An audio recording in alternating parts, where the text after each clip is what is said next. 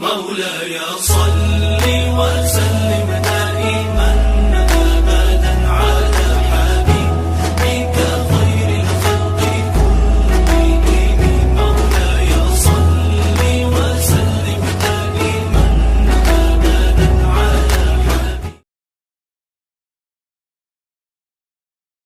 بسم اللہ الرحمن الرحیم. الحمد للہ رب العالمین والصلاة والسلام علی خاتم النبیین والمرسلین.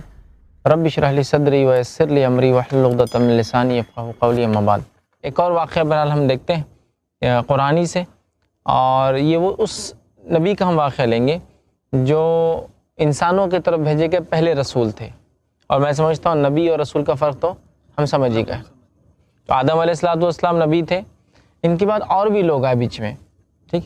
لیکن قرآن میں یا حدیث میں یہ انبیاؤں کی ترتیب نہیں ملتی. جو 25 انبیاء ہیں کہ کس ترتیب میں آئے، سیکوینس کیا تھا، کرونولوجیکل آرڈر، تاریخی اعتبار سے کون پہلے، پھر کون اس کے بعد، کون اس کے بعد.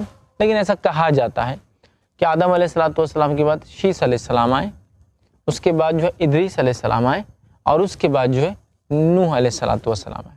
ہم جو ہے نوح علیہ السلام کے تعلق سے چند باتیں دیکھیں گے، چونکہ یہ انسانی طرف بھیجے گئے پہلے رسول تھے. یاد رکھیے، تو نوح علیہ السلام کی خصوصیت پہلے کی پہلے رسول تھے، انسانی طرف بھیجے گئے. دوسرا یہ کہ اللہ تعالیٰ نے ان کے نام سے قرآن میں ایک سورہ بھی نازل کیا، سورہ نوح، سورہ نمبر 71. اسی طرح ان کا واقعہ 43 ٹائمز آتا ہے قرآن میں، 43 بار اللہ تعالیٰ نے ان کے واقعے قرآن میں جو ہے نقل کیا. اور اسی طرح ان کی خصوصیت یہ ہے کہ ہر مذہبی کتاب میں ان کا تذکرہ ملتا ہے نوح علیہ السلام کا. نوح علیہ السلام کس چیز کے لیے مشہور ہے، کوئی بتائیں گا؟ کشتی کے لیے. نوح علیہ السلام جیسے آتے تو ایک شیپ، ایک کشتی تصور میں آتی. اور یہ جو میں نے کہا آپ کو کہ ہر دنیا کے ہر مذہب، ہر قوم، ہر روایت میں آپ کا تذکرہ ہے. اگر آپ اٹھا کے دیکھ لے، قرآن کے اندر تذکرہ ہے، بائبل کو اگر لے، بائبل کے اندر تذکرہ ہے، چینی مذاہب کے اندر بھی ان کا تذکرہ ہے.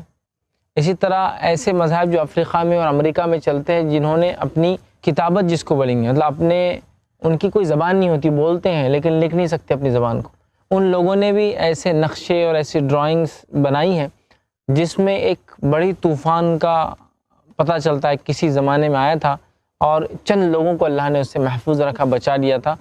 تو ریڈ انڈینز جس کو کہتے ہیں. اسی طرح آسٹریلین جو قومیں ہیں، جو یورپین نہیں جو ابھی جمع ہوئے، بلکہ وہ جو وہاں کے رہنے والے نیٹو لوگ ہیں، مقامی لوگ ہیں، ان میں ایسے واقعات پتھروں پہ انہوں نے نقش نگار کیے اس کی کہ ایسا کسی زمانے میں ہوا تھا. تو نوح علیہ السلام ایک ایسے نبی ہے جن کا تذکرہ کم و بیش ہر اس میں آتا ہے. اور ان کا نام نوح کیوں پڑا، اس کے تعلق سے قول یہ آتا ہے کہ آپ بہت کثرت سے رویا کرتے تھے اللہ کے سامنے، استغفار کیا کرتے تھے. اس طرح سے بہرحال اقوال ملتے ہیں، واللہ عالم، اللہ پھر بہتر جانتا ہے کہ اس کا کیا معنی ہے. لیکن ایک قول یہ بھی ملتا ہے کہ بہت کثرت سے رونے کی بنیاد پر ان کو نوح کہا گیا. تو آئیے ہم چلتے ہیں نوح علیہ السلام کے واقعے کو. شیخ، ان پہ کون سی کتاب اتری تھی؟ کیونکہ یہ رسول تھے، رسول تو وہ جس پہ کتاب لکھی جاتی ہے. دیکھیے، نوح علیہ السلام تو رسول تھے، لیکن ان پر کون سی کتاب اتری اس کی تفصیلات نہیں ہے. کتاب کون سی ہے اس کی تفصیلات نہیں، چونکہ کتاب آنا بھی رسول کی علامت ہے، تجدید کرنا شریعت میں بھی رسول کی علامت ہے. اسی طرح نئے احکامات لانا یہ بھی ایک رسول کی علامت ہے. جیسا عیسیٰ علیہ السلام توریت سے آگے کا جو نسخہ لا، مطلب رد کرنے نہیں آئے تھے توریت کو، وہ تصدیق کرنے آئے تھے، اور کچھ چیزوں کو جو پہلے یہودیوں پہ ان کی کرتوتوں کی وجہ سے حرام تھی اس کو حلال کرنے آئے تھے. لیکن پھر بھی وہ رسول ہے. حالانکہ پچھلی شریعت کو وہ ریوائز کرنے آئے، تو ریویژن کرنے آئے تو بھی رسول، نئی کتاب لائے تو بھی رسول، ٹھیک ہے، نئے احکامات لائے تو بھی رسول ہو سکتا ہے. نوح علیہ السلام پہ کوئی کتاب آئی تھی نہیں آئی تھی، واللہ عالم. لیکن یہ تو ہم جانتے ہیں کہ اللہ نے کتابیں نازل ہی کی، لیکن کون سی کیا اس کی کوئی تفصیلات ہمارے پاس موجود نہیں. یاد رکھیے، نوح علیہ السلام کے اوپر وحی نازل ہوئی تھی. ظاہر سی بات ہے، کوئی بھی نبی جو ہوتا ہے اسے وحی نازل ہوتی ہے. وحی مطلب اللہ کی طرف سے جو احکامات آتے ہیں، فرشتہ لے کر آتا ہے. یہ سب کے لیے کامن ہے. کتاب بھی آئی ہوں گی، لیکن ہم اس کی تفصیلات نہیں جانتے کہ اس کتاب کا نام کیا تھا اور وہ کیسی تھی. نبی تو 1,24,000 سے زیادہ آپ نے بتائے، اور رسول اس میں سے بہت کم تعداد میں تھے. لیکن جہاں تک رسولوں پہ کتاب آنا اور پچھلی نسلوں میں سے یا پچھلے رسولوں کی چیزوں کو کیری فارورڈ کرنا، یا ان سے کچھ سیکھنا، یا ان پہ امپروو چینجز لانا، یا کچھ وہاں سے چیزوں کو بدلاؤ میں لے کر آنا، عمل میں لے کے آنا، کچھ اس طرح کی ایکٹیویٹیز रसूल किया करते थे। तो अब तक जो हमारे इल्म में है वो सिर्फ 4 ही किताबें हैं, ज़बूर, इंजील, तौरात एंड कुरान।